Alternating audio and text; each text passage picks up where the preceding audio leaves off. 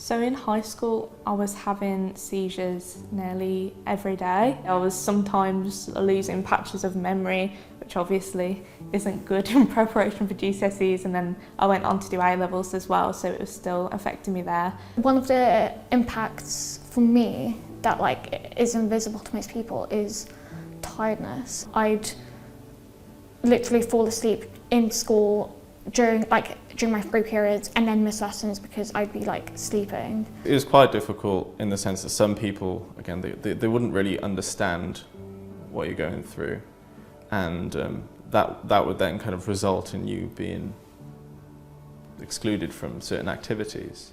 Being at school and having the seizures and not being able to complete the majority of my mock GCSEs was pretty tough.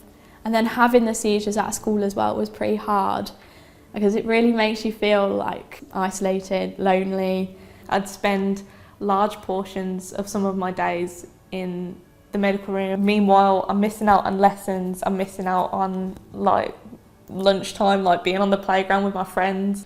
School would be better if they maybe taught the students about epilepsy and how to deal with it if someone did have a seizure in front of them, instead of moving away, getting another teacher or a nurse or something like that.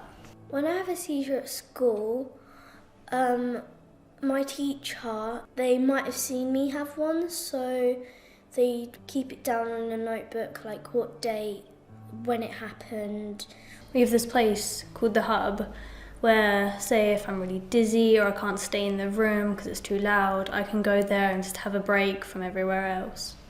Since I've had epilepsy, I've struggled a little bit with focusing, and obviously my memory and tiredness, and obviously exams can be quite tiring. I've always had extra time during my exams and rest breaks as well, which has always been really helpful. It is a very overwhelming thing to experience at that age. So just being patient with it, and also don't be afraid to kind of go on blogs or get in contact with people. There's a community space with Young Epilepsy and other charities where you can get communicating with people, share your experience.